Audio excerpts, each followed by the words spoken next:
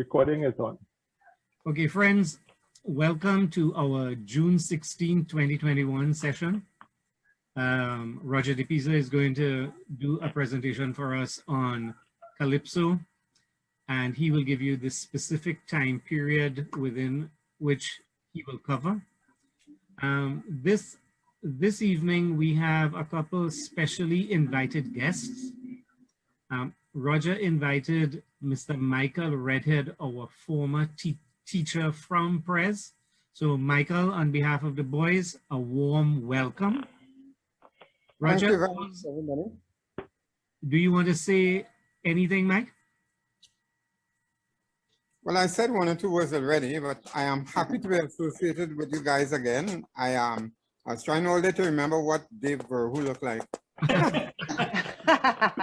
I know you wish you didn't. Yeah, but you've been out here. I never saw you since school. Well, I think that's the same thing about you, but I'm so happy to see you, man. So happy. Thanks. Same here. Because I see lots of the guys, you know, because where I'm in Point Pier, right outside old Petrotron Plaza. Or the Hilo Plaza, where used to be Hilo? Yes, right there. Yeah. Right. My business is there more than 20 years. I run the unit trust, and I'm an insurance broker.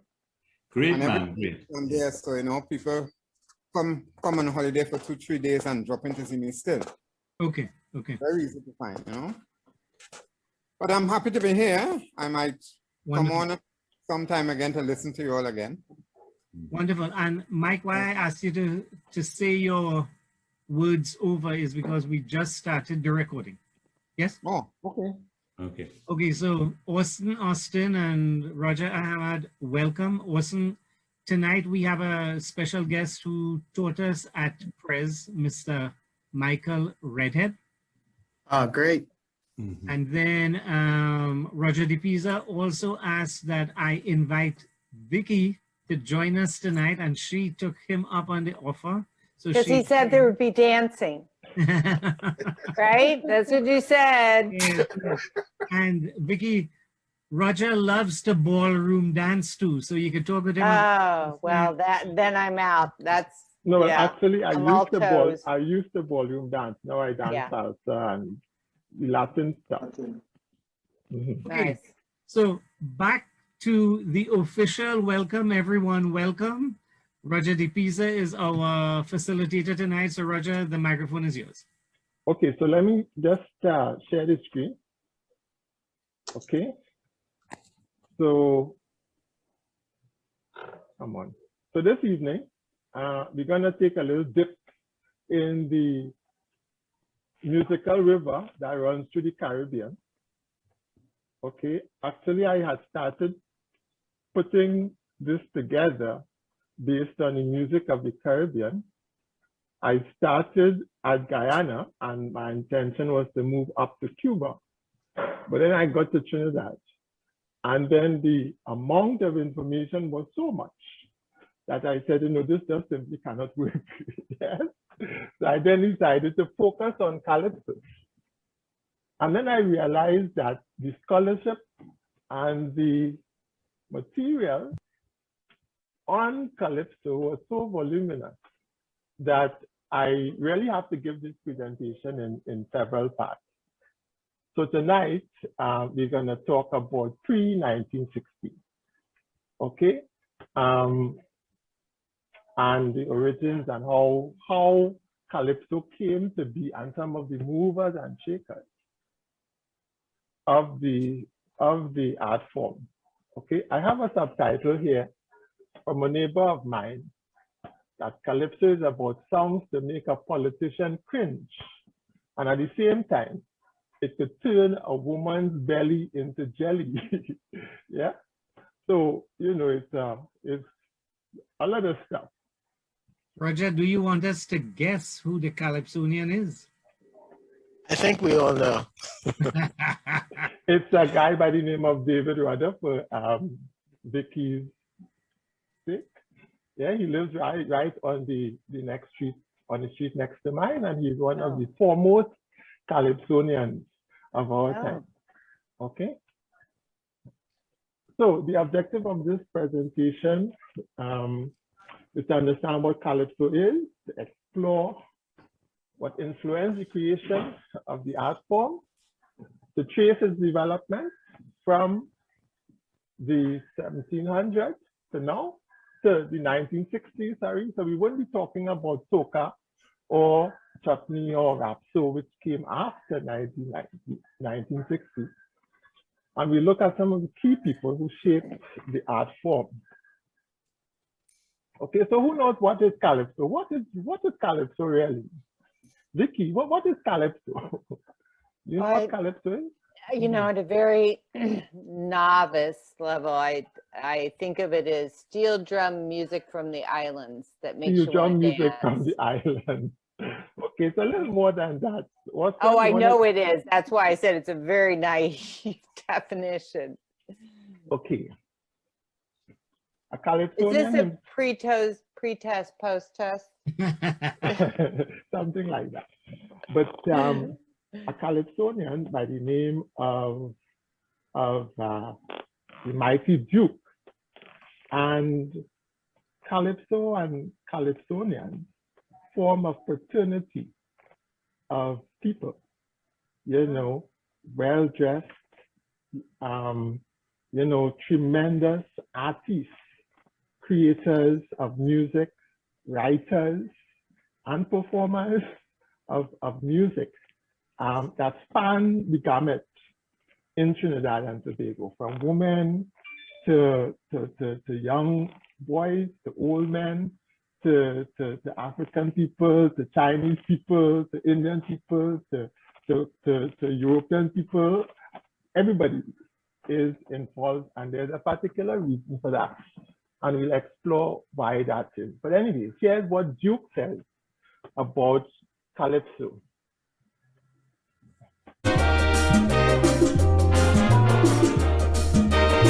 What is Calypso? I'm sure you don't really know.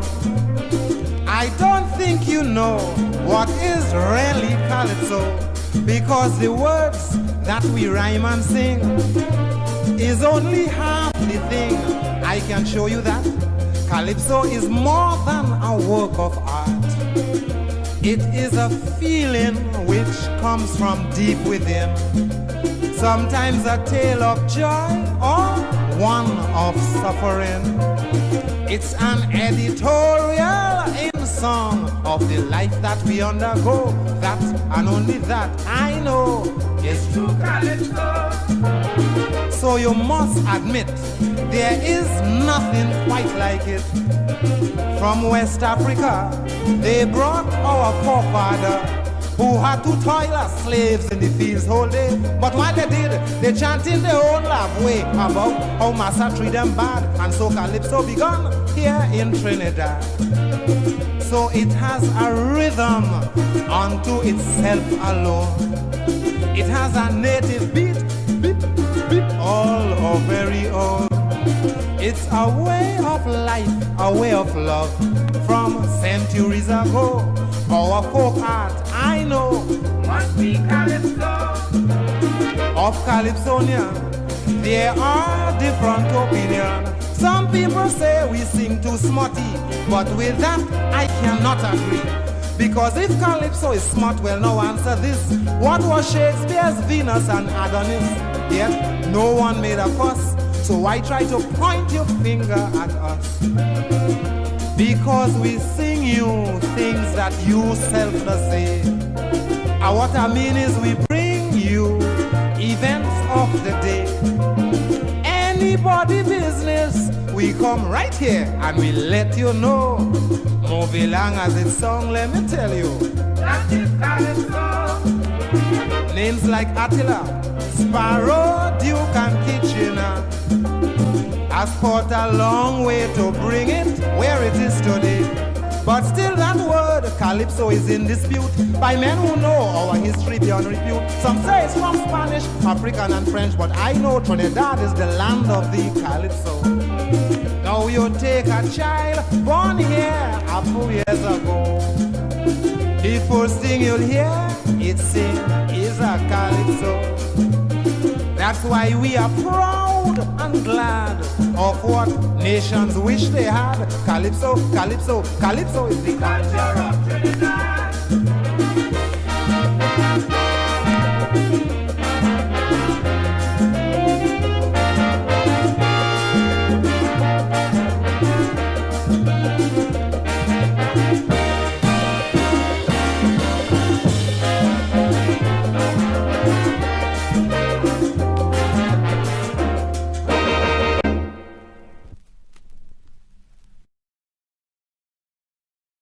That is interesting for you guys to recognize. First, there are no verses.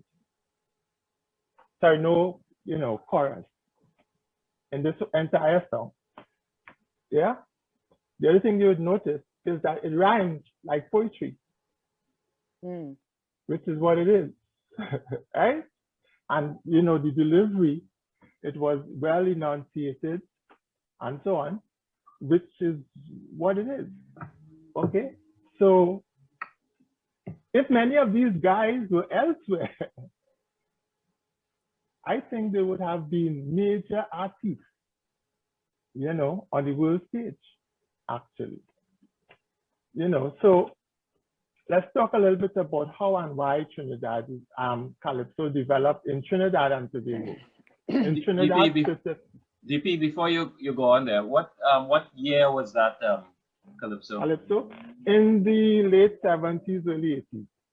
And I find that the recording was particularly good quality. It was very clean for something from the 70s. Yes, in fact, I downloaded it as a small file, which takes away some of the stuff from it, And I would imagine that was recorded in Trinidad. Well, at that time, some people used to record their music in New York as well. So. Oh, okay. Yeah. Anyway, so that was nice. That was very nice. Okay. Thank you. Anyways, in terms of the historical context, you know that Columbus came to Trinidad in 1498, and Trinidad was basically a possession of Spain for 300 years thereafter. Now, during those 300 years, there were lots of conflicts between European nations, specifically France, Spain, and England. You had the Portuguese, you had the Dutch as well. The Portuguese were more focused on South America and Brazil. And the Dutch were like in Curacao and other such places. Okay? But you had a lot of conflicts going on between the Spanish, the French, the English. Of note as well is that both the Spanish and the French were Catholics and the British were Protestants, you see. But coming back to this story about Trinidad, it was very sparsely populated. I think there were like 3,000 residents really at the end of the 1700s. Okay, and the country was used primarily as a source of Amerindian captives who would be taken to, to Margarita Island, which is just off the coast of Venezuela, to die for pearls and other things. Okay, so that was primarily what Trinidad was for, an underdeveloped place. Okay, now, meanwhile, in Grenada, what was going on? Again, that conflict. All right, Grenada in 1650, it was purchased by the French governor of Martinique. Okay, however, it was captured by the British. All right, in 1759, and I think the French people had a problem because they thought they would be prosecuted or persecuted by the British. But in any case, in 1779, it was recaptured from the British by the French, who in turn gave it over to Britain. And I don't know exactly why. in 1783. Now, at the same time, and I was reading about something called the Spanish cedula, which was an edict by the Spanish king, okay, that allowed immigration from other Caribbean islands into Trinidad, okay, free sheets. So you can come, you can settle, okay, you will be treated just like a citizen, okay, no taxes, you could have land and so on, because they wanted to populate the place. All right? Roger? Mm-hmm. Yeah, so that was called the Cédula de Populación. Yes. And, okay. And at the start, you were saying there were about 3,000 people in Trinidad at that time, around 1783? Yes, yes. Between 1783 and 1797, about 12,000 French. Yeah, I'm coming to that because there's a reason for that, okay? Yes. And the reason why they wanted to populate Trinidad really was for it to form sort of a bulwark against the British. You see, because you know this unpopulated place was very vulnerable to British attack, right? So and then furthermore, how this whole cedula thing came about was that, you know, because of what was going on in Grenada, a French Grenadian planter went to Trinidad, okay, and fell in love with the place. And he was the one really to go personally to Spain to lobby for this, you know, this immigration, because, you know, he fell so in love with the place that he wanted his other comrades from Grenada to come across, you see. But in any case, so all of this was happening at the end of the 1700s, okay? Furthermore, right, what was happening as well, you know, a lot of conflict, you know, between Britain and Spain, okay? And Spain also took the side of the American revolutionaries as well, okay? So what happened basically was that the British Armada, or a British Armada really, under the command of this guy Abercrombie, and you guys all know Abercrombie Street in Trinidad, okay, in Port of Spain, which is our capital city, the key. Okay, he came with his squadron and surrounded the Spanish flotilla, which was you know, docked off the coast of Chaguaramas in northern Trinidad. Okay, and in one night, basically, you know, they fell.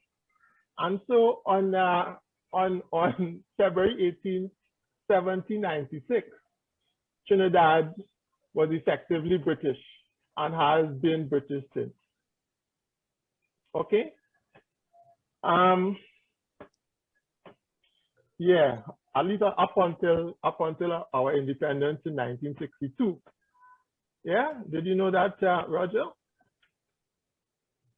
I didn't know the specific date of the British took over, but yeah. And Mr. Redhead used to teach history. You better make sure. No, I think you taught economics. You taught economics. Oh, well, it's the same. It's the same thing, not so? It doesn't matter. Okay. DP. Yeah. There is a bigger reason why Trinidad was handed over to the British. 1797. Yeah, it was. Yes, 1797 is the correct date. Yeah. Okay.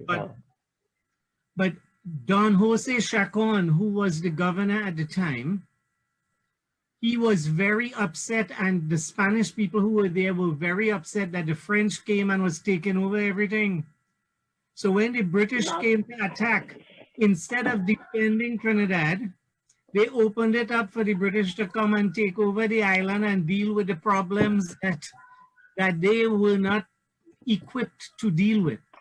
Well, I don't know. I had not read that. Let me finish. I had not. Okay, right? go around that time, they took over, okay?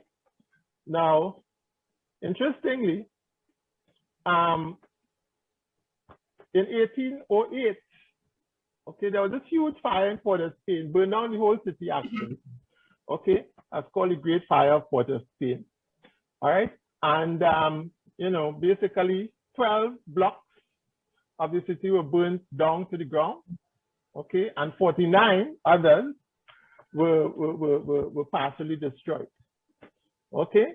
A typical block like you find anywhere on the state, right? So the primary reason for that destruction was that most of the houses, or rather all the houses, were wooden, and there was a strong wind that night. Okay, so it's like burned down everything. Quite a number of folks died, quite a number of documentation as well that they had in many of these buildings also was destroyed. Okay, so Woodford, okay, and I don't know if you guys know where Woodford Street is, but it's the street that the United States Embassy is on around the Savannah. He rebuilt the city, and the mandate was that, of course, all the buildings be made of blocks rather than of wood. Okay. All right, so all of this stuff was happening at that time, okay, but in the wider region, this is what was happening as well. Okay, the United States was in flames pretty much because of the American War of Independence. Okay, Haiti was in flames because of Tusa and Desailly and others with the Haitian Revolution. Okay, Grenada was in flames as well, you know, with Fedor. I don't know if you know of Fedor. Okay, and later on in the early part of the 1800s, in 1860, the biggest slave rebellion happened in Barbados. Okay, so you had a lot of convulsion happening in the region, and the consequence of that was this. Okay, you had all these French planters, okay, running up to St. Louis, okay, and also to Trinidad. Okay, you had French people running from Grenada as well as these other islands up here to Trinidad. Okay, and basically what happened as a consequence was that the demographic of the country changed big time. Okay, right? Remember the slide from the last time I gave a presentation about the various African nations that made up the, you know, the ethnic composition of Trinidad and Tobago, right? And they come in West Africa. Okay, this is what the population of Trinidad and Tobago look like. Let me just move this stuff out of the way here, right? Basically, you had 2,000 white planters, okay? 4,500 free people of color. So most of these people came from the islands, Haiti and Grenada and so on, with their planters, because remember when they ran from these places, they ran with their enslaved people as well, right? And of course, you had about 1,000 Amerindians. Okay, so in addition to the to what was already happening, one second, let me just write this. With this number, okay, you also had a huge influx of other people, particularly from the French islands. Okay. The other thing, before I answer, the other thing I want to point out, Denison, okay, yes, is now you have basically twice the number of Africans. Okay, some are enslaved, some born in the Caribbean, okay, and some were free colors as well. Okay, so that was basically what was happening around that time. Yeah, you had a question? Just a comment. I think that in a future presentation, let's look at the population of Trinidad in 1783. And we will notice that the number of whites in 1783 would have been less than 1,000. The number of Africans who were slaves at that time would have been less than 600. And the number of Amerindians would have been over 3,000.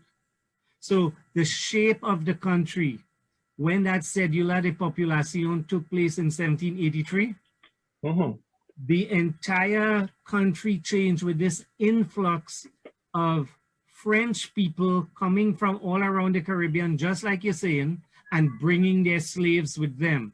Trinidad was not a huge slave society until 1783 because the Africans who were the slaves to the Spanish people were mostly for housekeeping because they weren't doing a lot of plantation agriculture there at the time.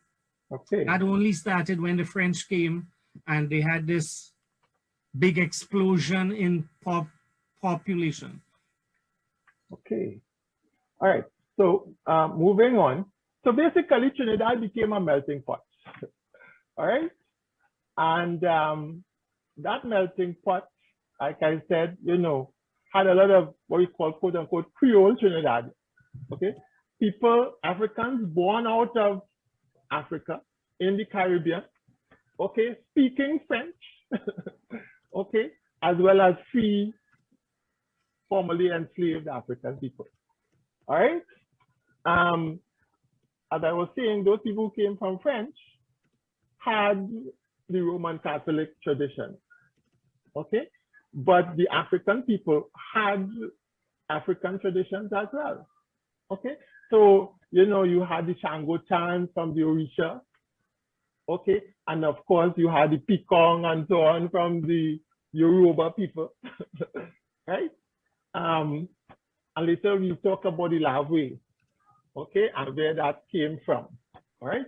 But all of those traditions were all in this big melting pot at that time, all right? So, Roger, what's the official definition of Creole?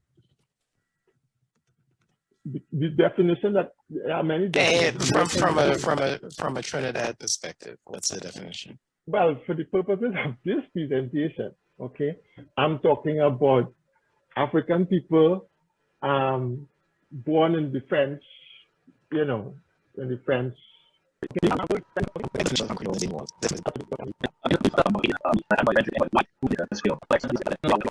Right? You guys know about Chopin? I know you guys went to Catholic school, and but I'm assuming.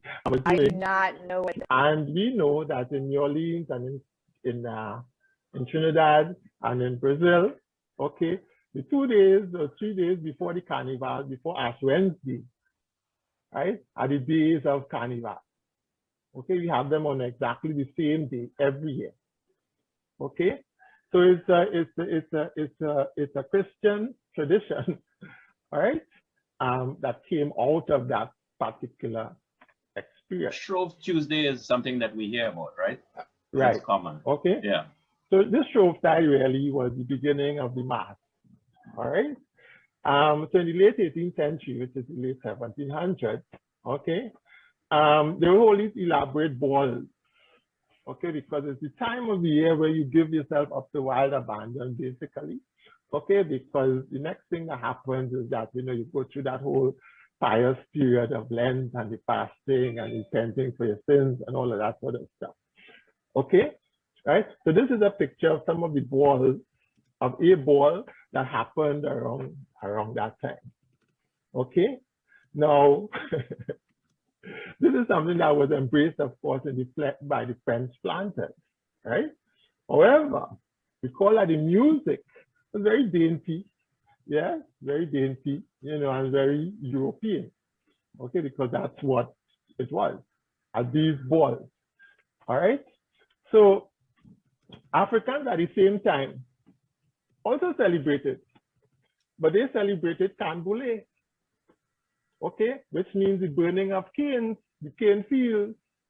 Right? Many of us have seen cane fields being burnt around this time. Yes?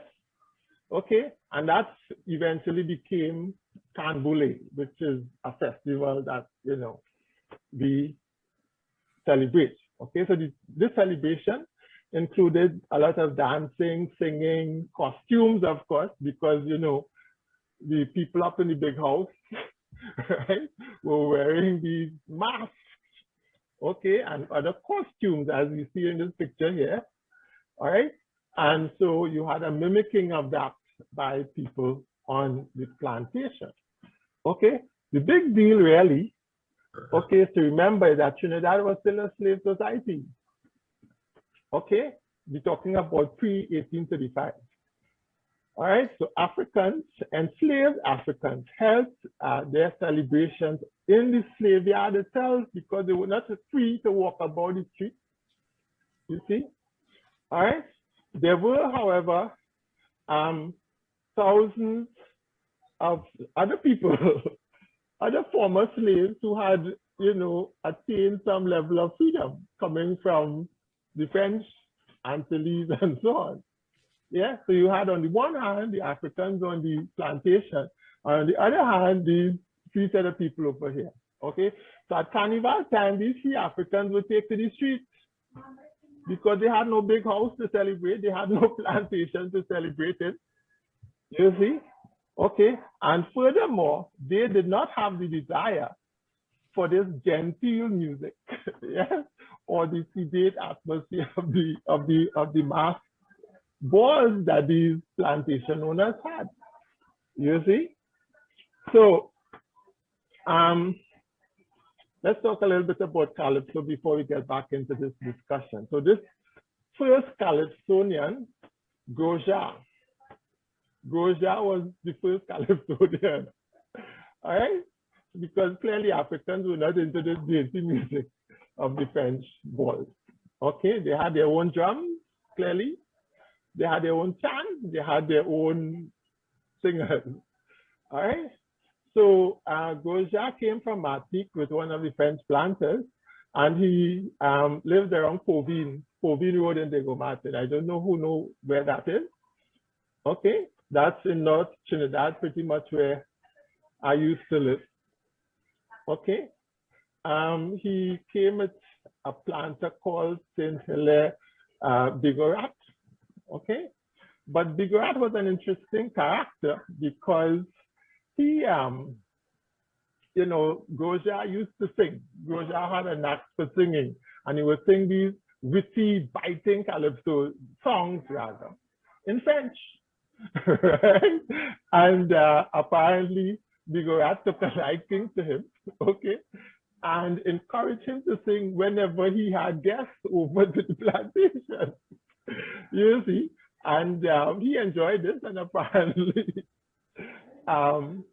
this is where the whole Calypso tradition began, right? Because very soon this kind of thing was very popular with other French planters, you see?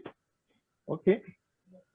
So Bigorat or Grosjean was, you know, one of the first, and of course he was singing in French, okay, or at least French patois, right? So of course, emancipation came in 1835, long before the US, all right?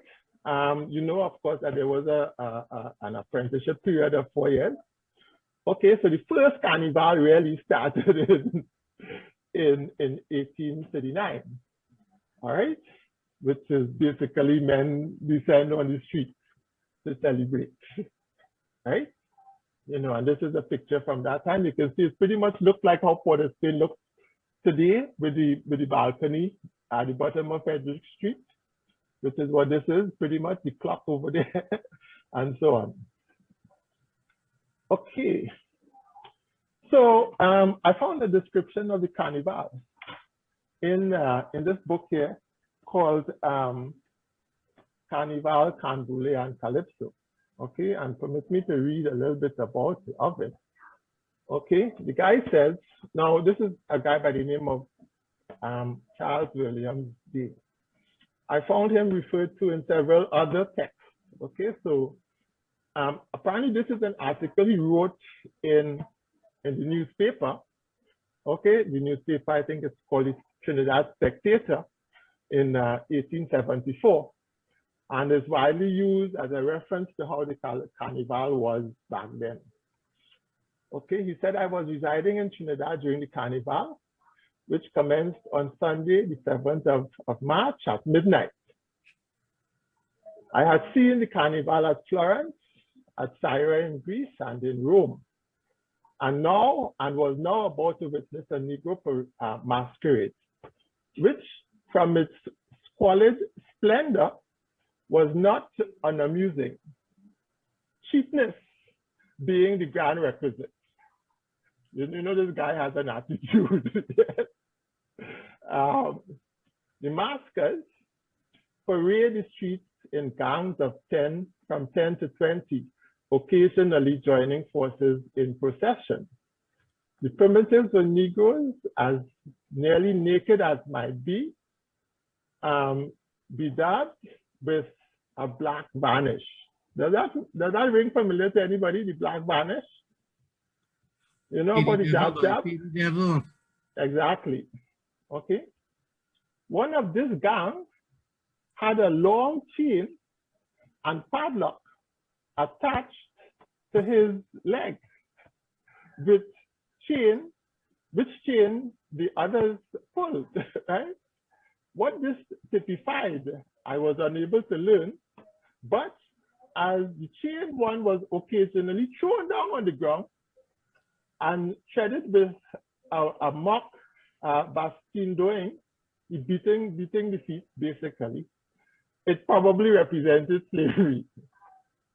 Each mask was armed with a good stout quarterstaff so that they could overcome 1/2 more police than themselves should occasion present itself. Parties of Negro ladies danced through the streets, each clique distinguished by bodices of the same color. Each Negro, male and female, wore a white flesh-colored mask, their woolly hair concealed by handkerchiefs. Does any of that sound familiar? This contrasted with the black bosoms and arms was jewel in the extreme. Those ladies who aimed at the superior civilization of shoes and stockings, again the attitude, right, invariably clothed their pedal extremities, their feet, in pink stockings and blue, white, or yellow kid shoes, sandals up their sturdy legs. For the men, the predominating character was Pulinchinello, that's some kind of gesture or clown. Every second Negro, at least, aiming at playing the continental jack pudding. Pirates, too, were very common, dressed in Guernsey frock, full scarlet trousers, and red woolen caps with wooden pistols for arms. From the utter want of spirit and sneaking deportment of their bold corsairs, I presume them to have come from the Pacific. So again, he's describing the mask, okay, that he's seeing. Turks were also there as one Highlander, a most ludicrous caricature of the Gael, that's the people from Scotland, the Gaelic people, being arrayed in a scarlet coat, huge grenadier cap, a kilt of light blue chintz, which is a sort of cloth, stripped with white, a most indescribable filibeg, black legs, of course, and white socks bound with dirty pink ribbon. So he goes on describing the carnival, okay? But at the bottom he says,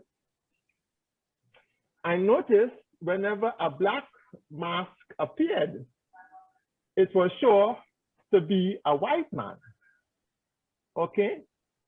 Little girls dressed a la jupe in a skit in the gray Creole Negro costume, the right Creole Negro costume looked very interesting.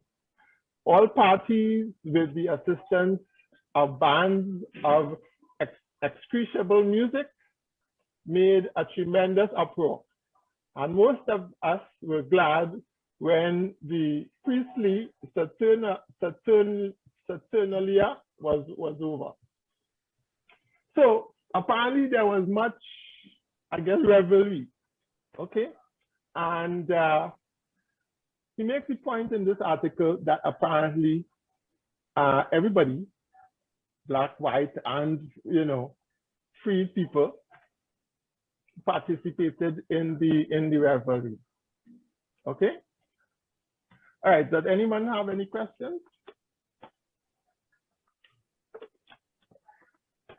DP, it sounds like, you know, I think going back a slide, you said that this was the first recorded piece about Carnival, right? Yeah. Yeah, but you know, for them to be that organized in 1847, it means that it was growing before that time, right? No. It started in 1839.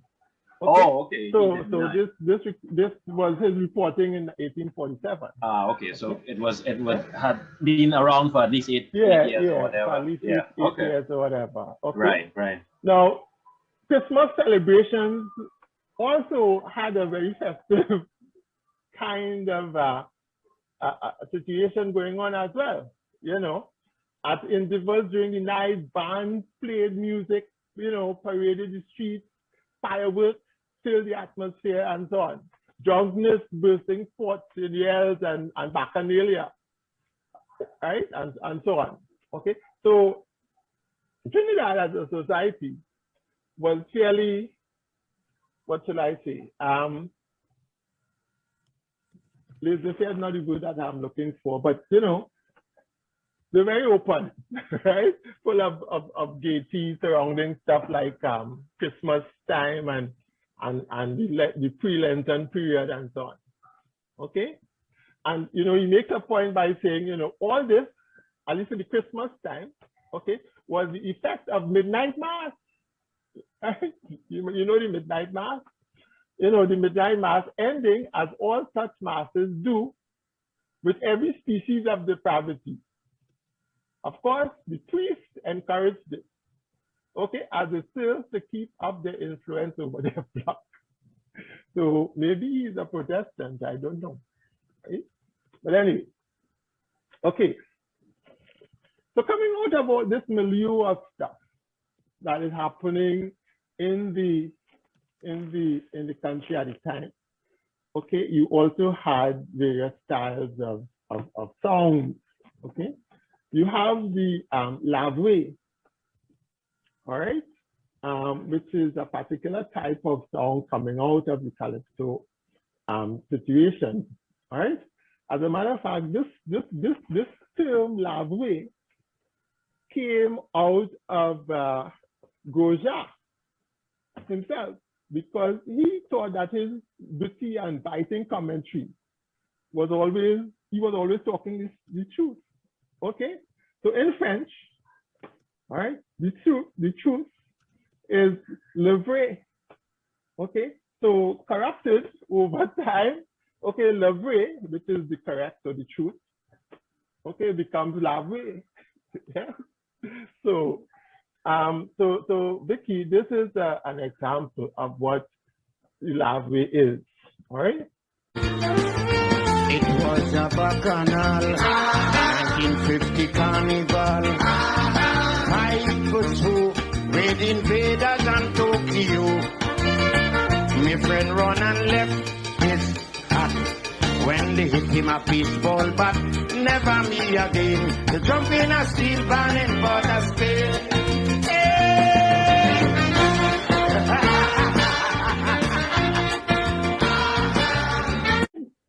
Yeah, so you had this kind of stuff happening.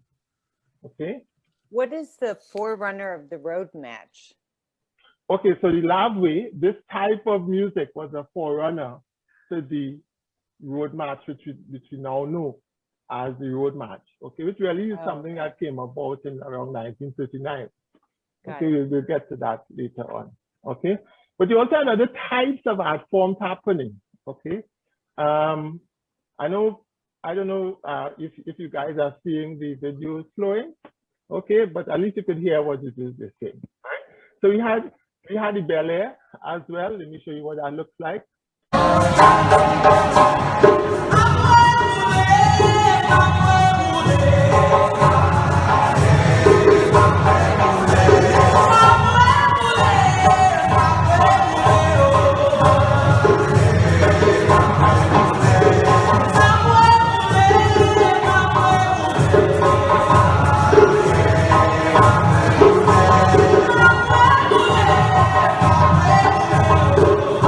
And then, of course, you had the martial arts kind of stuff, which we all know with the stick fighting, okay, and which was to later, become a big part of the Cambole celebration, okay. So this is what it is.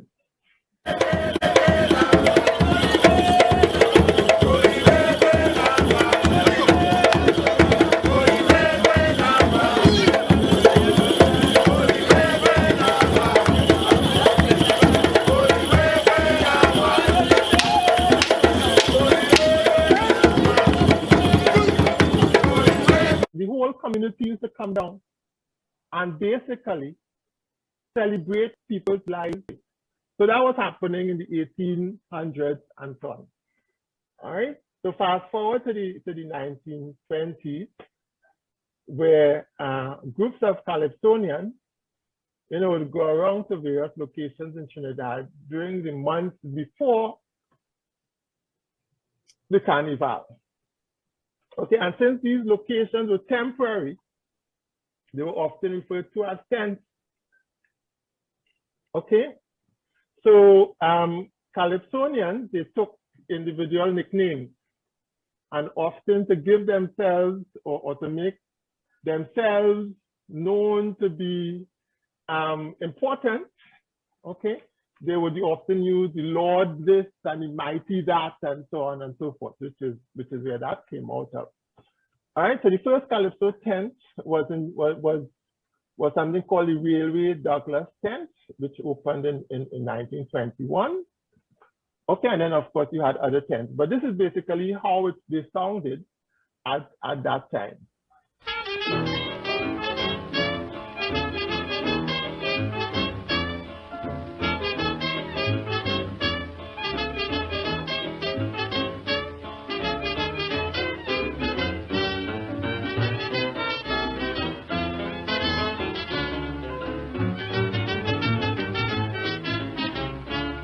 If a man has money today, people do not care if he has cocoa beer.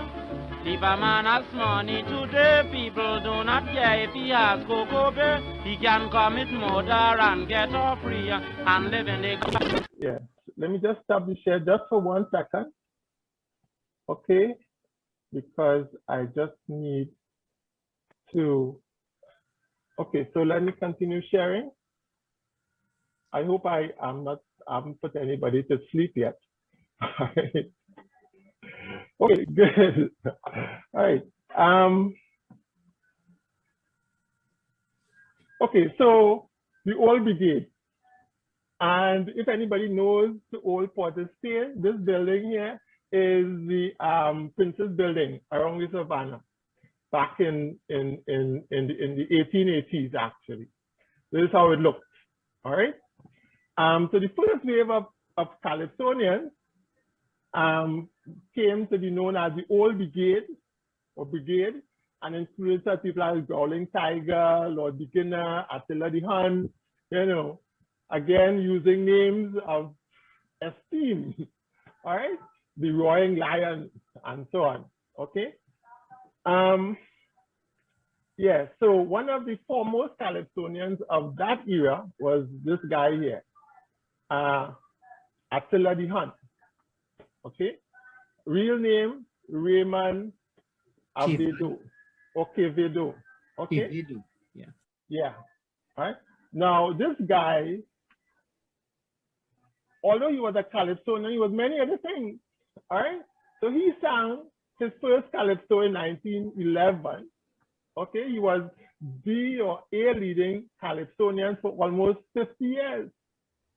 He was an elected member of the City Council of Port of Spain, as well as the deputy mayor, right?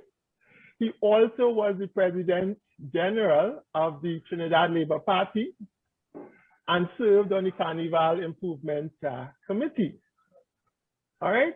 The Railway Board and other civic organizations. And in 1950, he was elected to the Legislative Council of Trinidad and Tobago. So even way back then, okay, even though people had a perception of Calypsonians being scandalous and, you know, wayward people, right? You had this guy here really being a mover and shaker in the community, yeah? So this is, we'll play some of his songs.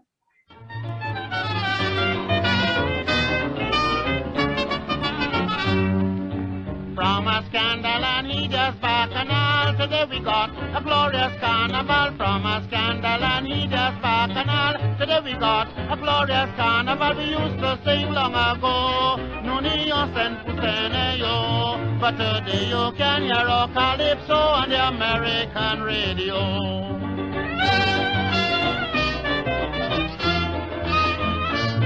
Yeah, so that was some of the songs of Attila, the son from back in those days. Okay. Up next we have the Roaring Lion. Okay, and the Roaring Lion, real name Raphael de Leon, was born an illegitimate child, quote unquote illegitimate, meaning that he was born out of wedlock, and apparently his mom had some issues, so she gave him up as a fairly young child, and he spent several of his younger years in orphanages. And eventually, an elderly woman from San Fernando took him in. San Fernando is where we all come from, Vicky. And she gave him over to another Muslim family, apparently, in San Fernando, who brought him up. Okay. He is considered to be the dean of the Calypso art form. All right. Always regally dressed, very refined, you know, always sharply dressed. He, in fact, won the first Calypso competition in 1924. Right? And in 1934, he made a trip to the US. Okay, and during that trip, he actually sang for the US president, Franklin Roosevelt, at that time. Right? So Calypso was not only known in Trinidad, but also in the US and elsewhere, as we will soon see. All right? So in terms of his Calypso, all day, all night, Miss Mary Ann, down by the seaside, she's sitting sad. Strings on her banjo can tie a boat. Water from the ocean can sail a boat. DJ Day was bacchanal, the whole night. Okay, so that is All Day, All Night, Miss Mary Ann, which everybody as a young child should know, because that is like a nursery rhyme in Trinidad. Yeah? Okay. Next up, we have the Lord Pretender. Okay. The Lord Pretender is known as the master of the Calypso extempo art form. So, Vicky, when we talk about extempo, okay, we mean making up Calypso on the spot. Okay. There's no preparation. You just have to sing. Okay, right? Sometimes the music is standard, sometimes it is not. Okay, so sometimes you perform with a band, okay, and sometimes, you know, you just have to go with the flow, whatever it is the band is playing, right? But your song should make sense, okay? It should rhyme and stuff like that, all right? So he started at age 12. And in 1929, and was referred to as the Boy Wonder. Okay, later he changed his name as he grew older and so on to the Lord Pretender and so on. Okay. This is you guys would recognize Kitchener and so on. Okay. This guy here is an African musician, singer, who hails out of Ghana and had come and was having some lime, I guess, with some Calypsonians, including Pretender and Kitchener and so on and so forth. And they broke into song at this point, okay? And here's what extempo sounds like, because this is Pretender, which is extempo song. By the way, are you guys getting a feedback off of my phone? Off of my, okay, great stuff.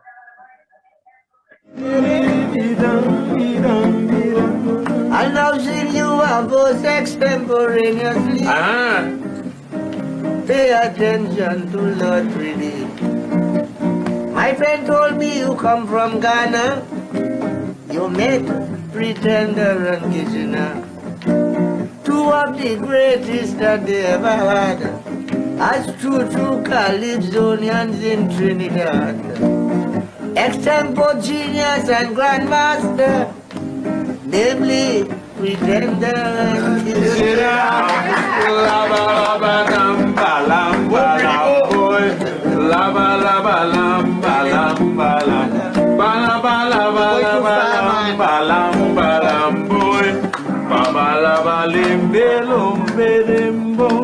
I beg you to please put your hand in mine.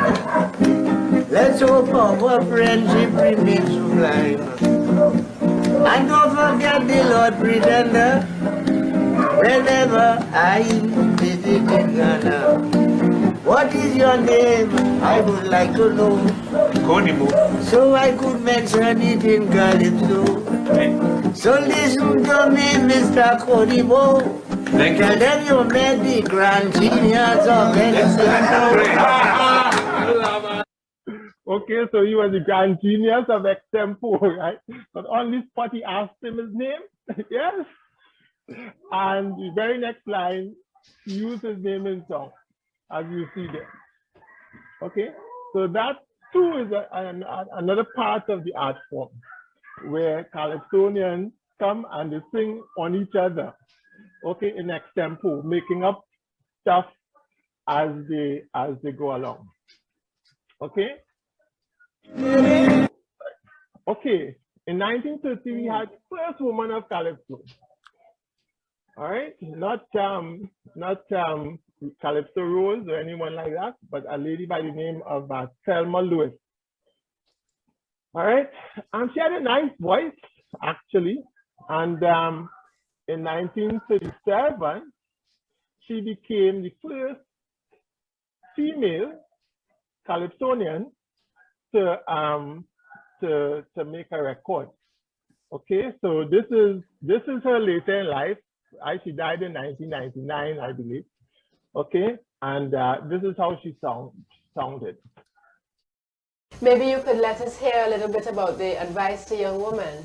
Well, I will try. Could you sing a little for us? I will try.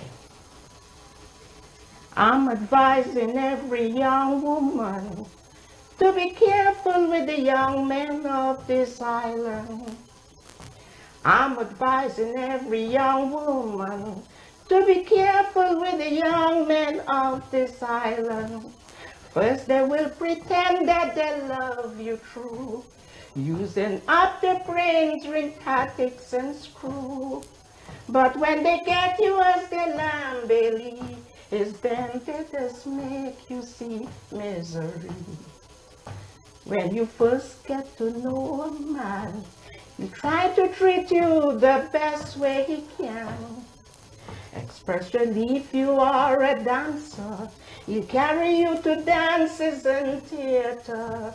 And for your mind, he would then console, promising you everything in the world.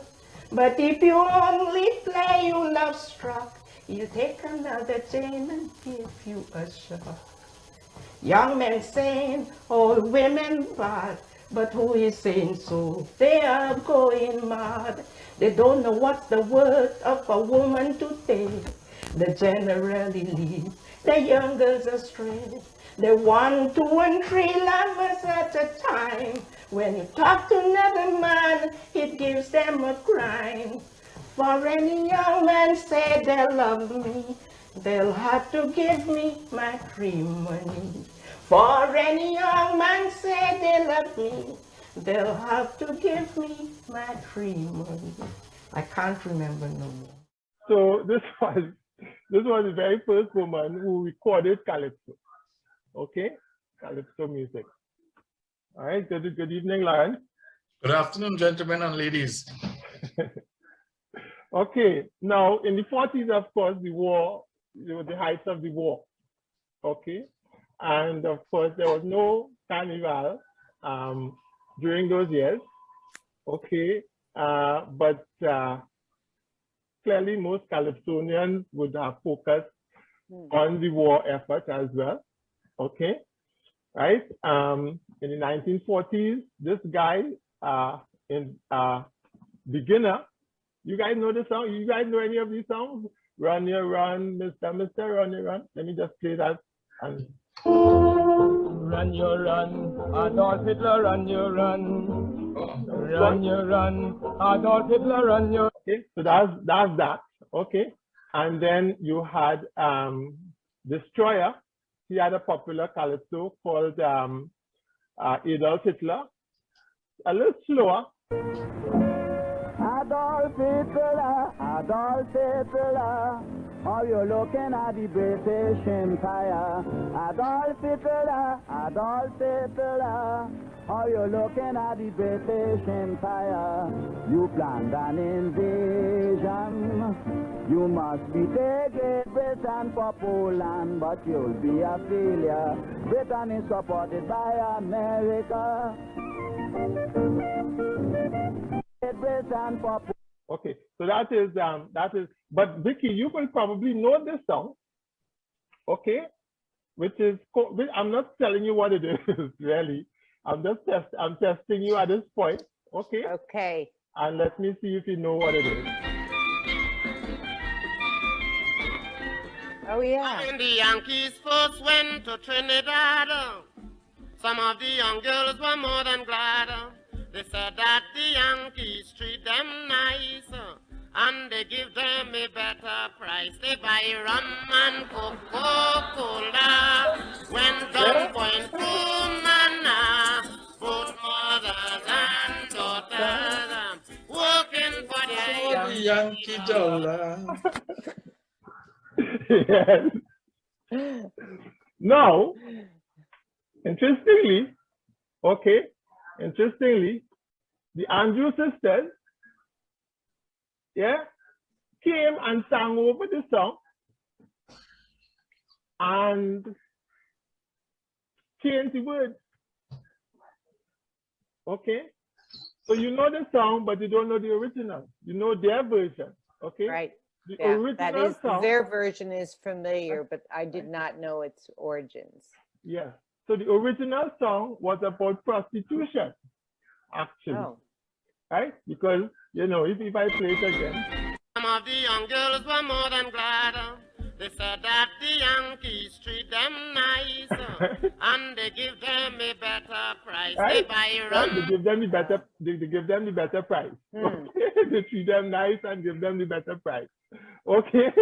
So here's the Andrew sisters version of the same song. Okay. Oops. If you ever go down Trinidad, they make you feel so very glad.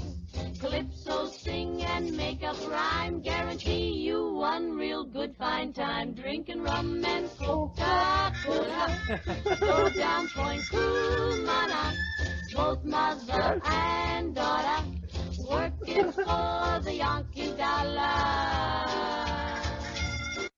Okay. Now, fellas, here's a story I found out this morning. Okay, I was talking to our brother Khalid. Okay, right?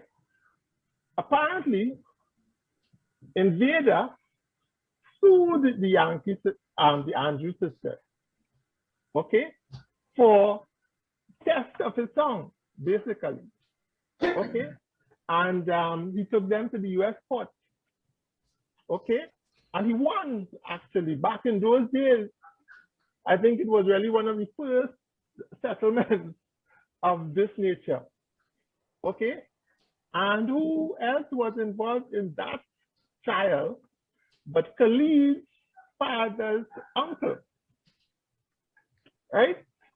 As a matter of fact, he sent me the link to the article about that. All right. Khalid is one of the guys who is he here, by the way? I could only see a few of the guys here. No, he said he can't make it tonight. Oh, he can't make it tonight. Oh, yeah. Okay, cool. So that is the story behind that. Okay. All right. So the late 40s ushered in the Grand Master of Calypso. All right, the Grand Master. Okay, so we've had, you know, we had the early stalwart. We had the first woman in Calypso, right? Now we have the Grand Master of Calypso. None else but the Lord Kitchener. Okay, he, along with many others, several others, formed the Young Brigade. Okay, so they took off from the old brigade from the 20s, right? And in the 40s, they formed the Young Brigade, all right? And in 1947, he sang a song called Jumping Line. And that was his first road march song, okay? Okay, now he was out of Trinidad from 1948 to about 1963, okay? And he had gone to England in what is now called the Windrush generation. Now, if you know this story, if Trump had not won the 2016 election, I think this Windrush story would have been the biggest thing in international news, because basically after World War II, remember Trinidad, as well as many of the Caribbean countries and African and India and so on, were still British colonies. Okay, so Britain, the British government had requested workers from its colonies to come to Britain to help rebuild the country. And people gladly went. Good? Kitchener was one of these people who went. And here he is on the Windrush. The Windrush was the ship that they arrived on. Okay?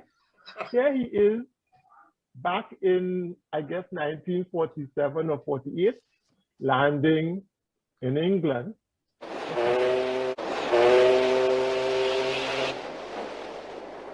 The Afro-Caribbean serviceman who found a new life in Britain soon wrote home, telling others there was plenty of work here. In the late 40s, a steady stream of young men began to arrive from all the islands, but it was no surprise who stole the limelight. Now, may I ask you your name? Lord Kitchener. Lord Kitchener. Now, I'm told that you are really the king of Calypso singers, is that right? Yes, well, now, will you sing for us? Right now? Yes. London is the place for me. London, this lovely city. You can go to France or America, India, Asia or Australia, but you must come back to London City. Entertainers, many from Trinidad, would be the next migrants. They brought with them enough colour, excitement and style to make Britain smile again. Yeah. Make Britain smile again. Yes. Right. So a lot of folks went across to England. As a matter of fact, Kitchener was a key part of the music scene in Britain. Okay, he owned a club actually okay, whilst he was there. All right, but I think he probably got he got tired of the cold or the damp weather or whatever. Yeah. But in any case, coming back to the whole Benra situation, okay? Now, remember all of these guys relevant, not relevant, were British, okay? Because as colonies of Britain, you're British, okay? So in 2016, Theresa May, now, before I go to 2016, remember a lot of these guys didn't need passports and stuff when they arrived, okay? And when they arrived with their children didn't need passports either, okay? So in 2016, the Conservative Party in Britain decides that people who do not have legitimate papers, okay, could be deported. So now you have a whole lot of, 70 and over 60-year-old people who were facing deportation and loss of job and income as well, because their parents didn't choose to regularize them within the British system. And that, was a major issue, right? Particularly within the Caribbean community, because you had men who lived all their lives in England and who had not been back to the Caribbean since they were little children. And all of a sudden, they found themselves without a country, right? So anyway, let's fast forward. Like I said, Kitchener was a stalwart within the Caribbean community, in England. And, he wrote actually one of the big songs back in the 1950s that immortalized the whole cricket situation. It was sung by his friend, the Lord Beginner. Okay, and this is called Victory Calypso. It's one of... Cricket, lovely cricket, at last where I saw it. Cricket, lovely cricket, at last where I saw it. Yardley tried his best, Goddard won the test. They gave the crowd plenty fun. The second test and West Indies won. Right? So apparently West Indies won that test series back then. Okay. So, Kitchener, like I said, is the Grand Master of Calypso music. And for that, he was honored in Trinidad with a statue, okay, which, stands at the entrance to one of the suburbs just to the west of the city. Okay, so these are some of his big hits. All right. This they say is his first song, not Jumping Line. I couldn't figure out why, but Life Oakley. You guys would know the song if you hear it. All right. But this, like I said, is all his road marches. All right. He is the only guy to have won so many road march competitions in history. Okay.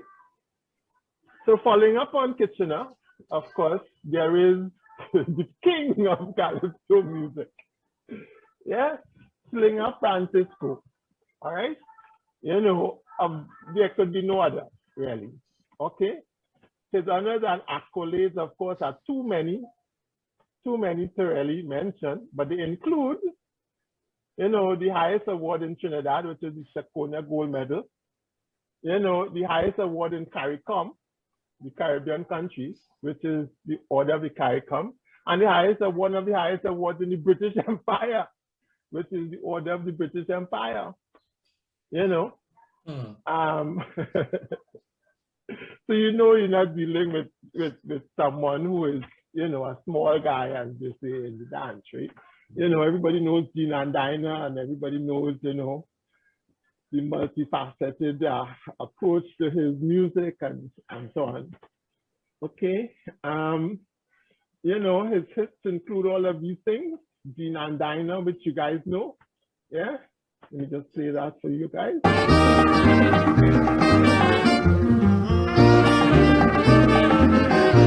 Well, the girls in town feeling bad. No more Yankees in Trinidad. They're gonna close down the base for good. Them girls have to make out how they could. Brothers now they pop up in tongue. In for a penny and in for a pound. So people have written plays about Gina and Dinah, as you know. Okay. Derek Walcott, the Nobel laureate, as a matter of fact, refers to Gina and Dinah in one of his works, right? Talk. No, this is, not Gina and Dinah. I'm sorry. He refers to the next Calypso that I'm talking about, okay, which is the Mighty Spoiler, okay? And Spoiler, Spoiler is best known for his witty calypsos, pretty much like Groja from back in the day. All right, his hits, of course, include things like Bedbug. Okay, and we can hear a little bit of that here, where he says that when he dies, he doesn't want to come back like a horse or some animal. Okay, he wants to come back as a bedbug. Okay, and here's why he wants to come back as a bedbug. All right, okay, so here we go.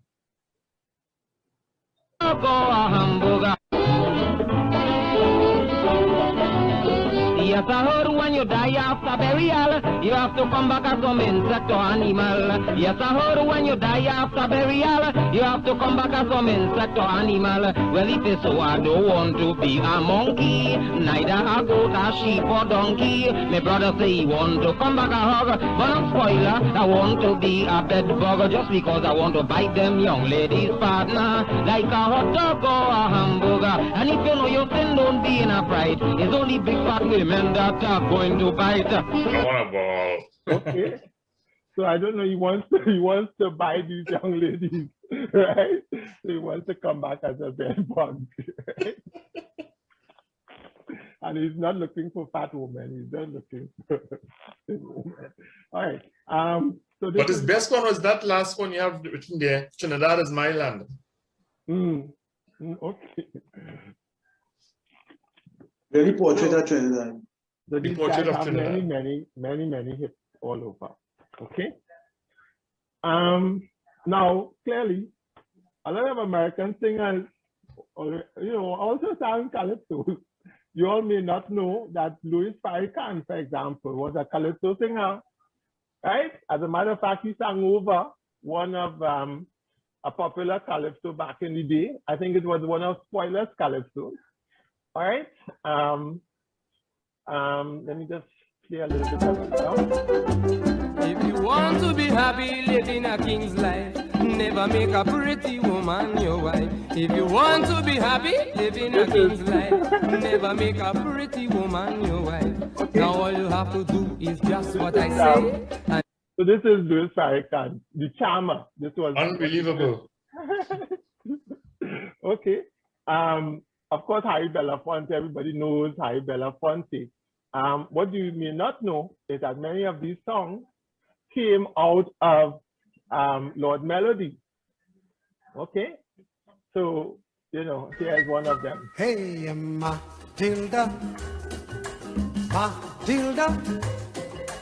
Matilda, she take me money and run Venezuela. Once again now, Matilda. That's Harry Belafonte. Does anybody know who this lady is? Seems as though history is repeating itself. Huh?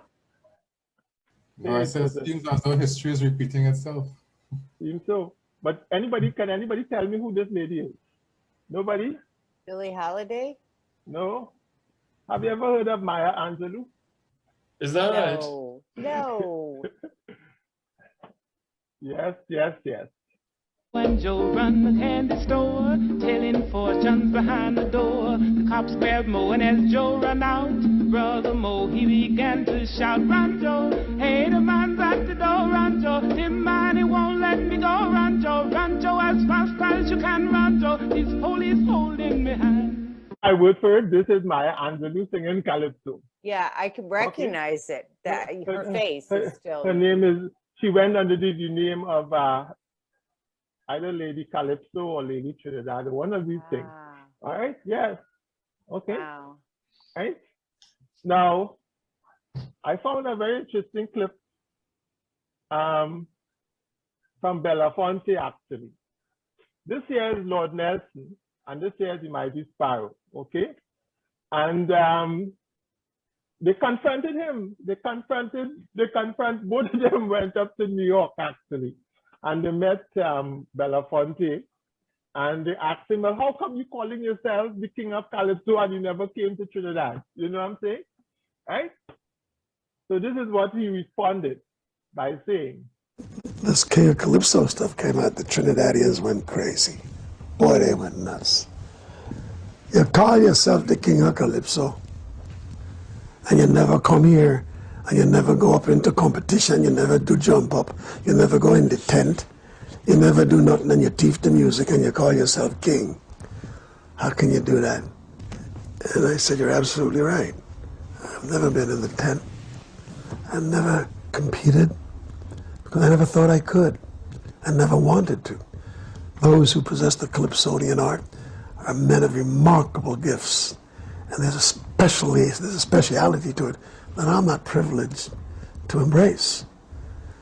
The fact that I've been called King of Calypso was not my manufacturing. Deal with those who market and sell you goods that you buy every day. I said, but what I did do was to use the environment of Caribbean lore to put us on the map at another level that I thought was instructive and creative for us. And in that service, if I've offended you, then I beg your forgiveness. A lot of comments they used to have on Belafonte here is that he thief the Calypso and he can't sing Calypso and he's spoiling the people Calypso, but they never thought that Belafonte doing Calypso would bring greater revenue to the individual Calypso then. A lot of people tend to say, well, he doesn't really sing Calypso and so on, but I think Harry Belafonte has done more to put Calypso music into the consciousness of people. So that is that little clip that I always, harken back to that because, it took a lot of people, really. And, Belafonte played a major part as well. Okay? Hey, Roger? Yeah. Let me just point out to Vicky that gentleman is David Rudder, the guy who... The one at the end? Quoted. Yeah, at the beginning. Yeah. Turning your belly into jelly. Okay? He wrote about Calypso music as well. Okay? Like I said, there's a wide range of books and other things on on this. Firstly, let me thank Radford, okay, for all of the material that he gave me. So this is this one here, and then there's this one here, and then there is this one here, okay, which is Attila's Kaiso, and then there's this one here on Women in Calypso, and then this one here is about Calypsonians then and now, okay, and then there's this one here, Calypso symphonies and incest, okay, and then there is this one here. I have more, okay, out here, close at hand. Okay, I got a lot of information actually from this textbook here, which is Gordon Rolles, Calypso and Society. Yeah. You're showing the books too fast. We ain't going to see, You just this one here, and this one there. Well, the key books are shown here. Okay, that I got the information from. All right. This one here I found to be very instructive as well. The first one, which is Mark Anthony's book. Okay, he's the one I got information about the first Calypsonians. Okay, And in the historical context of what was going on at the time, I also pulled some information out of this book here, which is called The Slave Masters of Trinidad. All right, it's about a fellow by the name of William Burnley. Okay, and it's written by Selwyn Kojo. Okay, so it's a lot of information that's out there. Okay, let me just put that aside. Okay, so so that's it. I'd like to thank you all for listening, and I would also like to thank all of our ancestors for laying the groundwork. Fantastic. Very nice. That is ours. Right? Yeah, DP, on behalf of the boys, I want to say thank you very much. If you stop share, we could see your face. Okay. Yeah, so thank you very much. This was very instructive, and the quality of your slides are world class. So we know that it took hundreds of hours to put these thoughts together and match them with photos and to connect them with music. This was a lot of work. We thank you. We need to archive this. And, you could show this 100 times. It will still be interesting, especially if you play the music. Yes? Now, I am going to ask our invited guests to speak for themselves. So I'll go to Vicky first, and then I'll go to Michael. And then, hey, and since Joseph Warner is here tonight, I'll call on him after that, right? So, Vicky.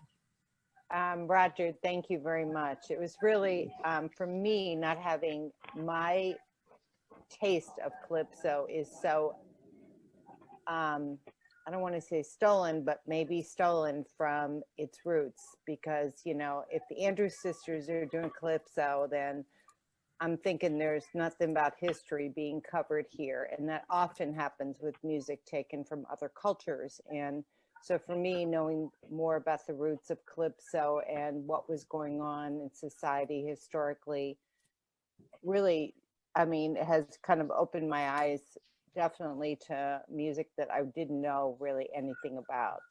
My exposure is Harry Belafonte, to be honest. But I've been writing down these names, and I'm going to create a playlist and listen to all this music. I'm sure I can find it and create a playlist so I can become, I love that it's really all poetry it's poetry to music. Vicky? Yeah. Okay. Don't create a playlist. Connect with some of these guys and they will give you the music. Oh, okay. Connect you to music. Yeah. Right. Let's get back to where you were with the poetry of the music.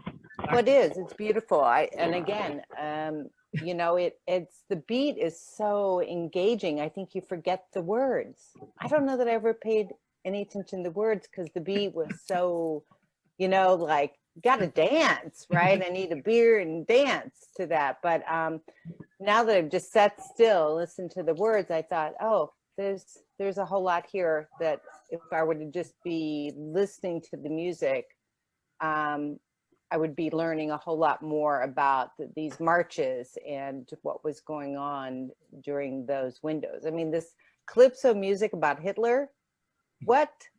So these performers were like the Bob Segers of their time.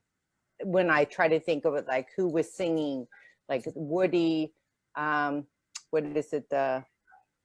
I'm blanking on his name. The people that sang protest songs or sang songs about what was going on. It seems like these Calypso performers had a lot of that same stuff going on, Yeah, I really appreciate this. Has really expanded my thinking about music I don't know anything really about. Thank you, Roger. You're most welcome. One of the things that Calypso does very, very clearly is that it records history. It's a recorder of history, not only local Trinidad history, world history, but world history, and what's been going on. And that too has come out of the oral traditions of African people, right? Mhm. Because we Right. pass down our history orally in words and songs and so on. Yeah, so pretty much everything that has happened from the beginning of this art form to now, you can find something that speaks to that. And you think, you know, Mardi Gras, so the exposure in the US, of course, is Mardi Gras and Fat Tuesday. And, you know, now knowing what you've discussed, it puts a whole new light on that. Like I knew that there was the Creole French influence, but, you know, it's, I think, often just thought of as one big party that happens, you know, in February. Not recognizing what the marching was about, you know, taking to the streets and how they dressed and the historical nature of the march in particular, as well as the sounds. Yeah. And interestingly, the same thing happened in Brazil, you know, right. because basically it's some of the same people who came from the African continent, you know, to Trinidad, to Bahia, and so on. The difference with the carnivals in Trinidad and Brazil, you know, they have rules. For example, in Trinidad, every individual has to carry their own costume. In Brazil, you see these huge floats, and everybody's on a float and doing whatever, right?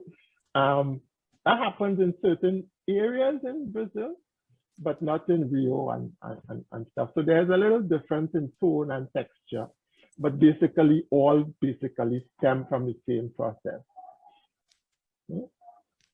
Okay. We pass the mic to Michael. Yes, guys.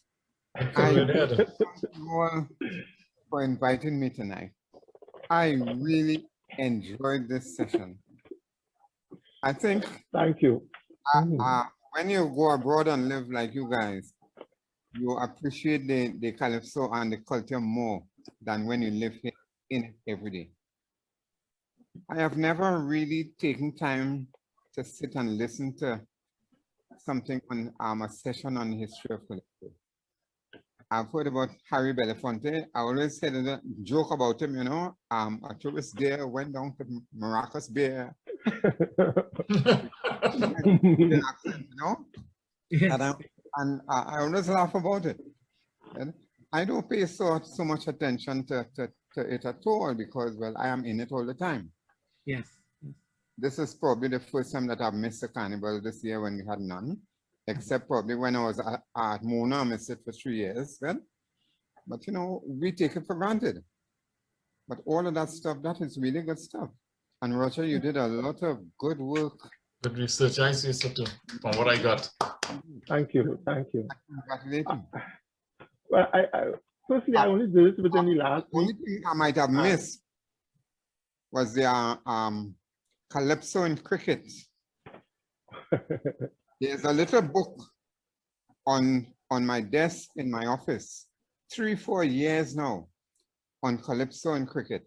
I think it was published by Najiko. And I only glanced through it a couple of times, you know. That Calypso by Relator about Gavaskar. Yeah. Not Gavaskar at all, not at all. The West End borders couldn't out Gavaskar at all. Yeah. That's one of my favorite Calypsos. And you know, that's the only thing that may have been missing. Yeah? Well, that was after 1960, so you know. Oh, well, good, right. So that is in the part 2 of the discussion. Right, but you did really good work. You must invite me again. I didn't know all this was going on, man. I am here quietly sitting on getting old, and you guys having so much fun. Michael, that book that you have on your desk, if you come, I'll give it to you. Yeah. Could you take a picture of the contents so we could see the Calypsos and we could put together a session on Calypso in cricket? All right, I will do that. Now, for the benefit of the boys, who is it that invited you to tonight's session? Roger. Okay, so text the image to Roger and he'll circulate it to the group. Right, I'll do that. when I get to the office, I haven't been to the office for 3 weeks. I'm hiding with all this COVID thing going on. Yeah, I have two first cousins who were affected within the last couple of weeks, actually. Oh boy. Okay. I'm really keeping quiet. Sorry. Yeah, and so Michael, last week, Roger Ahmad, in fact, chaired a session where we talked about the impact on COVID in our lives. And several of us reported having a relative who has died. Right. Right. So, yeah. This thing has just begun to hit hard because three cousins of my wife have died. Although one in Canada, one in Texas, and one in Trinidad. Okay. And these are two of my first cousins. Oh no. It's getting too close. It is really getting too Horrible. close. You know? But the people aren't listening, you know. Like we were saying earlier, wow. Just before 9 o'clock, there were 3 or 4 cars speeding on my street at 7 minutes to 9. And you guys have a curfew. Yeah, curfew time. Right. But I'm here. You can always invite me again. I'll be happy to listen. Wonderful. Make Wednesday night available. Nice. There's one other thing that occurred to me. There's a wonderful history of Trinidad which isn't normally revealed, right? This chap David Muhammad wrote a book called Black Studies, which is not normally on the normally available, you know. It has a wonderful history of coming out of slavery and politics and everything in the later period, you know. So when you're looking up that, maybe you could look for that book on David Muhammad. He's still alive. He lives in Trinidad. He's a Muslim. And he has an excellent history there, which I think everybody should read. Every time I buy that book, I give it away and have to buy another one. Good to see you, Michael. Okay, thank you very much, everybody. Yes. Thank you. Nice seeing you guys again. Yes, thanks for joining us. And from one Princess Town man, we'll go to another Princess Town man. Joe? Right. Hi, guys. Yeah, another Princess Town guy in the house. As a matter of fact, just, 10 minutes walk away from Michael, I think. It's so long. Yeah. Wonderful being here, guys. Wonderful session. I have to apologize for not logging in with you live on other previous sessions, but trust me, I've been tuning into the recordings and going through over some of the discussions you had. Roger, excellent job. It was refreshing. It was invigorating. And I really have to tip my hat to you in terms of putting, as was mentioned earlier, putting it all together so succinctly and in such a palatable fashion. You know, you actually leave me wanting for more information and more the next session on this, right? Yeah, go ahead. So as you mentioned that the next session on this, okay, will be post 1960.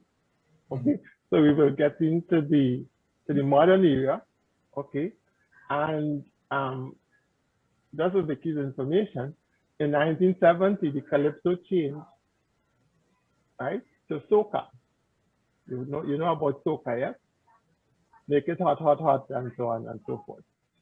Who let the dogs out, roof, and stuff like that. Okay. The fact of the matter is that some Calypsonians chose to mix Calypso or soul music with Calypso and came up with soul Calypso, what we now know as soca. All right. And you know, other art forms in because Trinidad has a huge, Indian community. Okay. So that too in the 60s mixed with the Calypso art form to now form a new art form which you call chutney music. Okay. And then of course other people added rap. So we ended up with rap soul. Okay. Good friend of mine leads the talk on that. And of course you have the young guys mixing the Calypso with the dance hall and other things. So it's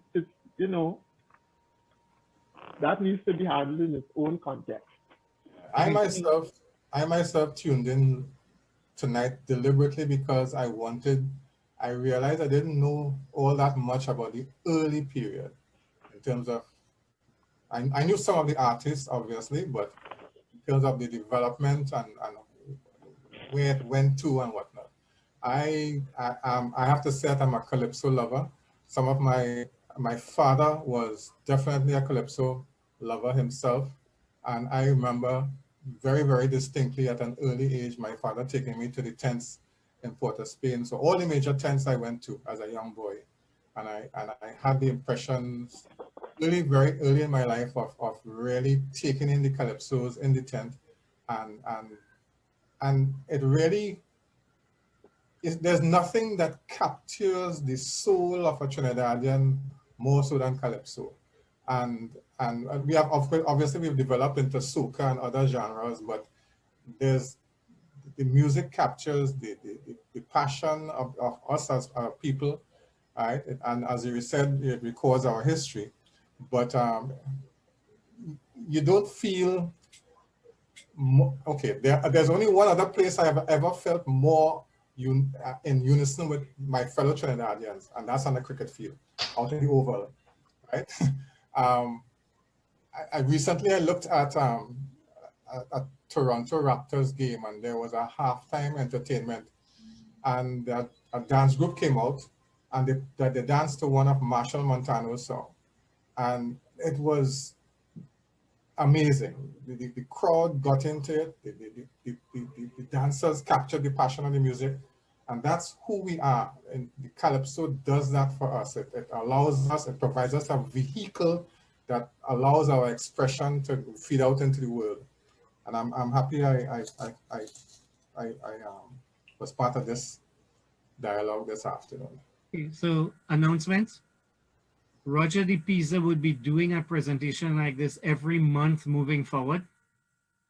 We are starting with themes, and so we will do a health and happiness theme with Orson Austin leading in the first week of the month.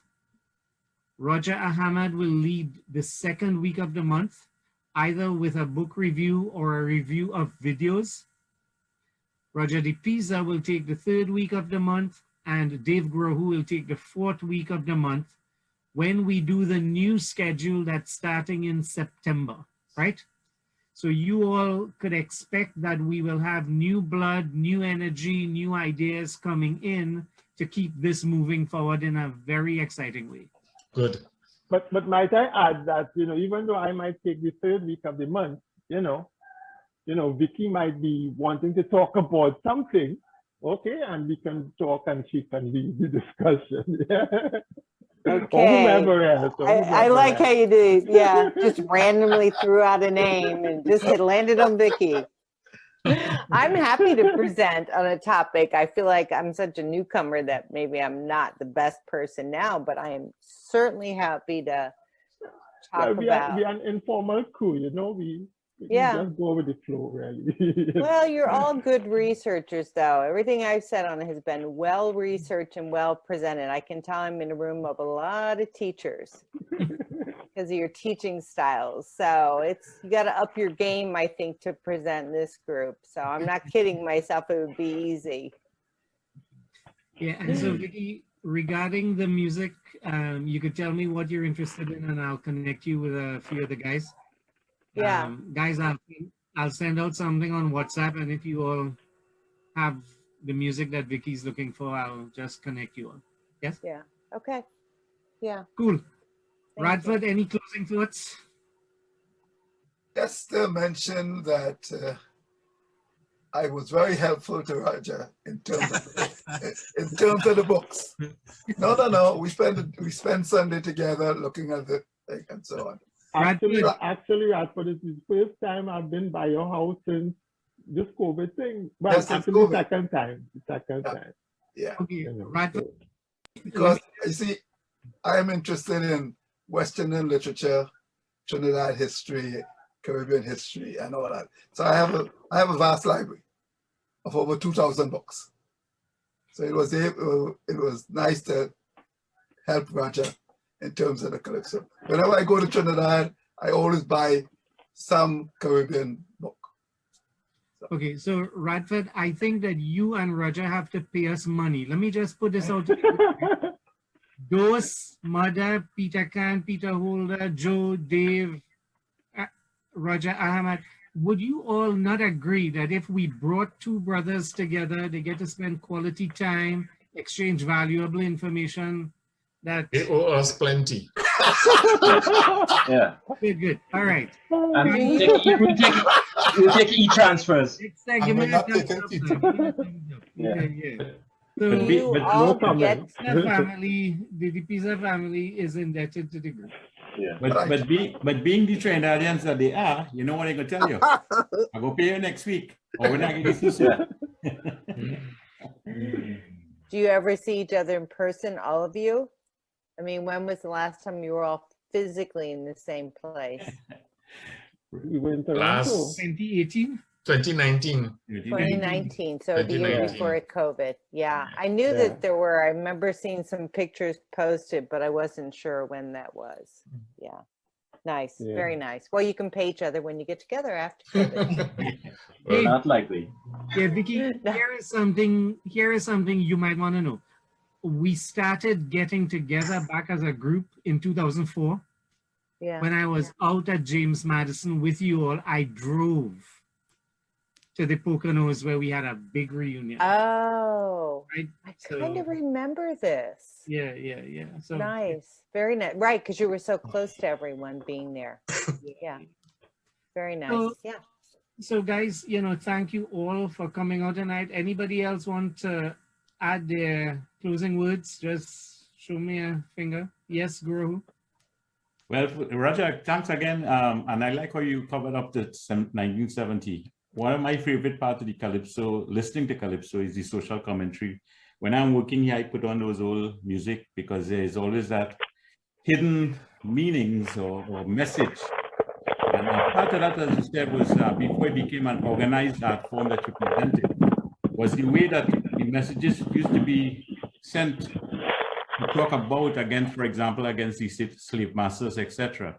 So as you will transition into the next phase of this Calypso, you will learn, or we will all learn also, that in addition to the social and political commentary, there's a lot of sexual innuendos in the modern art form. So we leave that for next year. And, I love listening to that music, and as Joseph, Roland said there, right?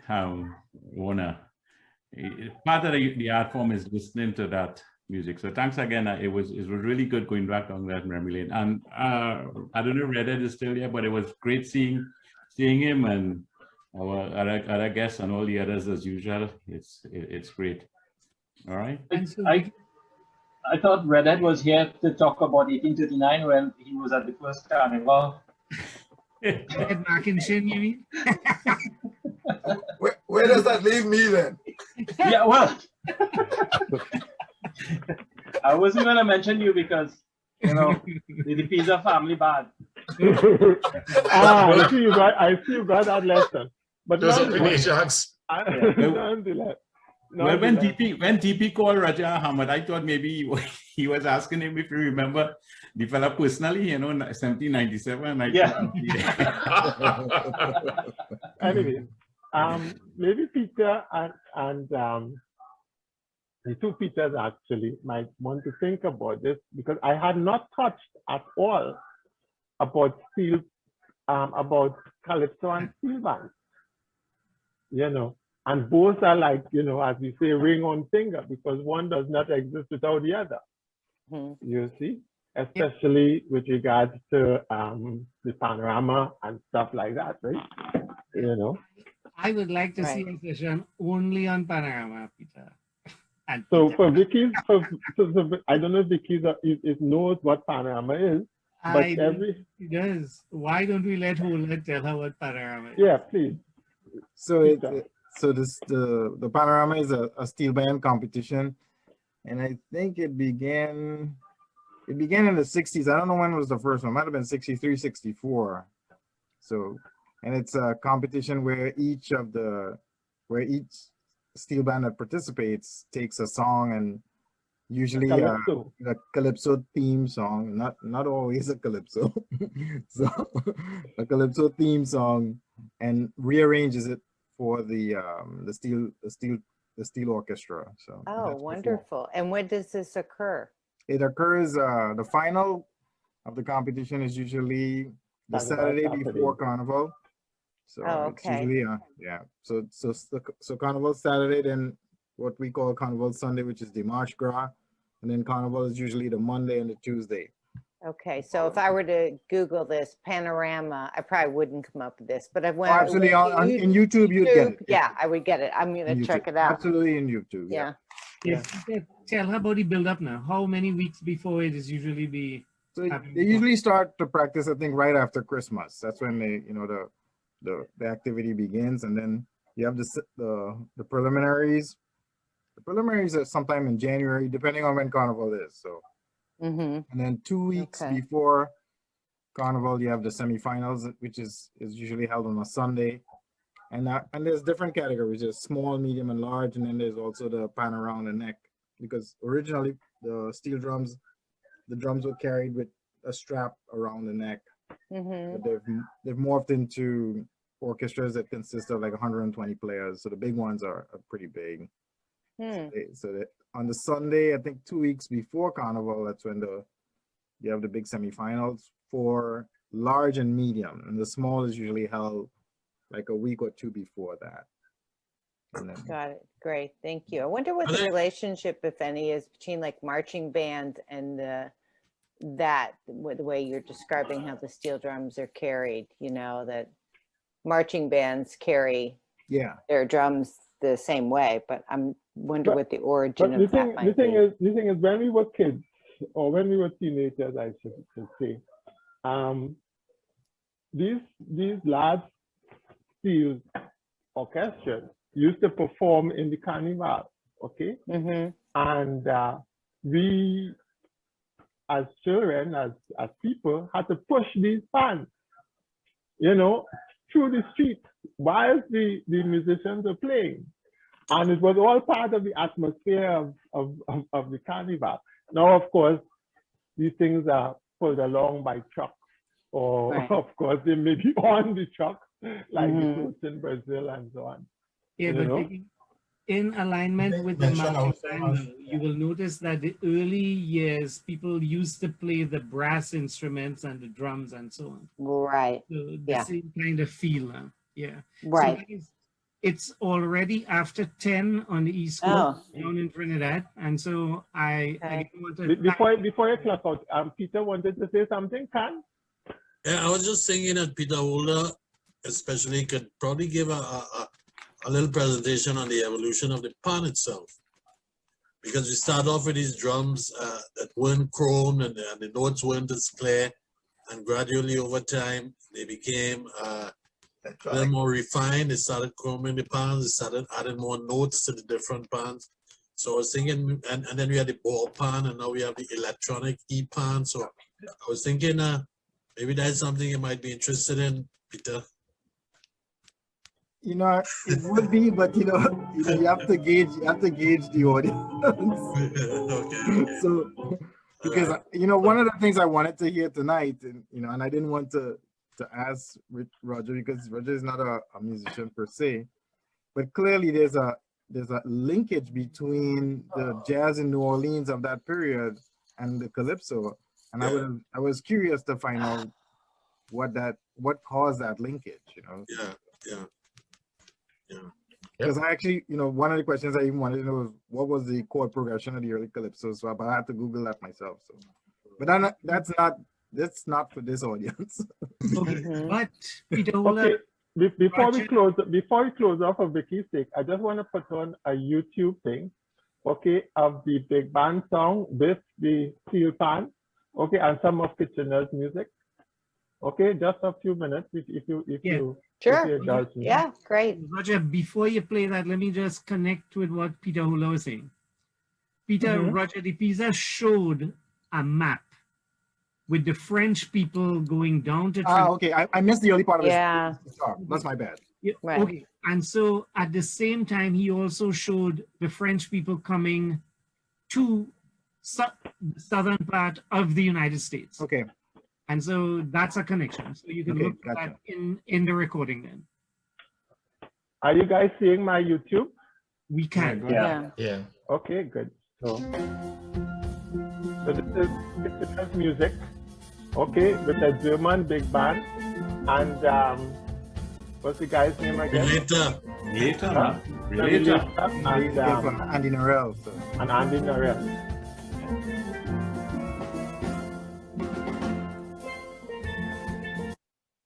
Oops. Oh my goodness. Why did it?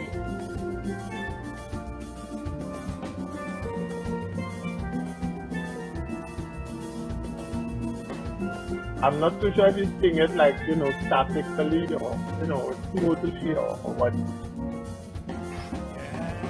And that steel orchestra is a group called Calypso Association out of France. Oh, okay. Yeah, the rhythm in every beat. The bass, the scratcher, and the oil drum will make you jump up and make you hum. It's fantastic in every sense. The music that So he's doing a medley. Yes, the dominant chords from the guitar man and the prominent notes on the tenor band. So I'm gonna kiss you, boy. Yeah, he's all kitsch. He's a fantastic performer, eh? This guy here, right? If you have occasion to see his performances, especially in an intimate setting, it's just totally fantastic.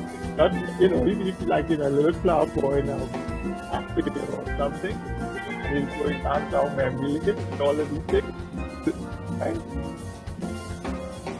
Wow. Yeah, so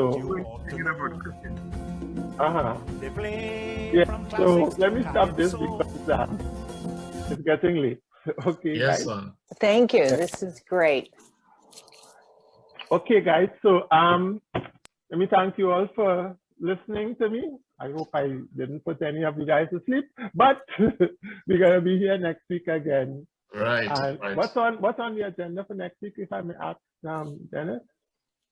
Before you close off, Man was listening again. Dennis, you're on mute.